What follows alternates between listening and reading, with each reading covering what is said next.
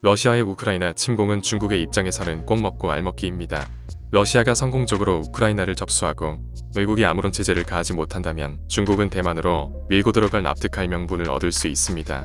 이 점이 정치적 이득이라면 그에 못지않은 것이 경제적 이득입니다. 경제적 이득도 구걸해서 얻는 것이 아니라 러시아에게 시혜를 베풀듯이 할 수 있으니 이보다 더 좋은 장사가 있을 수 없습니다. 그의 중요한 증거가 베이징 동계올림픽 기간 중 중국과 러시아가 맺은 가스 수출관입니다.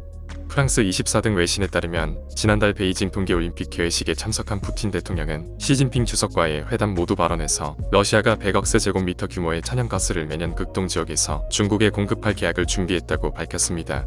이에 맞춰 러시아 국영가스 기업 가스프롬은 보도문을 내고 중국성 유천연가스공사와 연 100억 세제곱미터의 러시아산 천연가스를 극동지역 가스관을 통해 중국에 공급하는 장기 계약을 체결했다고 발표했는데요. 이는 1175억 달러에 이르는 초대형 계약으로 30년짜리 계약으로 알려졌습니다. 가즈프롬은 2에서 3년 안에 러시아 극동지역과 중국 북동부 지역을 연결하는 파이프라인을 개통할 예정이라며 이 사업이 실현되면 중국에 대한 러시아의 가스 공급은 연간 480억 세제곱미터에 달할 것이라고 밝혔습니다. 러시아는 현재 중국의 세 번째 가스 공급국입니다. 이런 양국의 밀착은 단순히 경제적인 협력을 뛰어넘습니다. 러시아가 이미 전쟁을 계획하고 있었다는 대목이 엿보이는 건데요. 전쟁이 일어나면 대유럽 에너지 수출길이 막힐 것을 미리 대비해 중국이라는 대체제를 확보한 겁니다.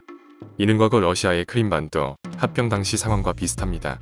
지난 2014년 러시아가 크림반도 합병으로 미국 주도의 경제 제재를 받자 중국과 러시아는 약 4천억 달러, 한화로 치면 약 482조 원 규모의 천연가스 수입 계약을 맺었는데요.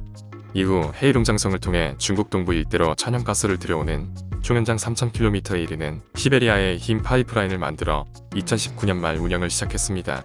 당시 양국이 파이프라인 건설에 전격 합의한 시점은 러시아가 크림반도를 강제 합병한 지 불과 2개월 만이었습니다. 미국과 유럽이 러시아 가스 수입을 차단하며 에너지 자금줄을 틀어막자 러시아가 그 탈출구로 중국의 손을 잡은 겁니다. 차이점은 불곰이 2014년 때는 사고를 치고 뒷수습을 했다면 이번에는 누울 자리를 만들어 놓고 발을 뻗었다는 얘기이죠. 그렇다면 이번에는 러시아가 대체 어느 정도의 가격으로 가스를 중국에 수출할까요? 에너지 업계에는 중국이 구매 가격을 유럽 공급가의 절반에 못 미치는 가격으로 왕창 후려쳤을 것이란 소문이 돌고 있습니다. 가격이 어떻든 간에 러시아와 중국의 가스 동맹으로 서방의 금융 제재는 몰라도 에너지 금수 조치와 같은 제재 조치는 큰 효과를 보지 못할 거라는 우려가 나옵니다. 한편 당장 바이든 미국 대통령은 숄츠 독일 총리와 정상회담을 가진 뒤 노르트 스트림 1을 가만두지 않겠다고 으름장을 놓았고 숄츠 총리도 이에 화답하듯 러시아가 우크라이나를 침공하자 노르트 스트림 1을 닫아버렸습니다. 이상 업데이트부였습니다.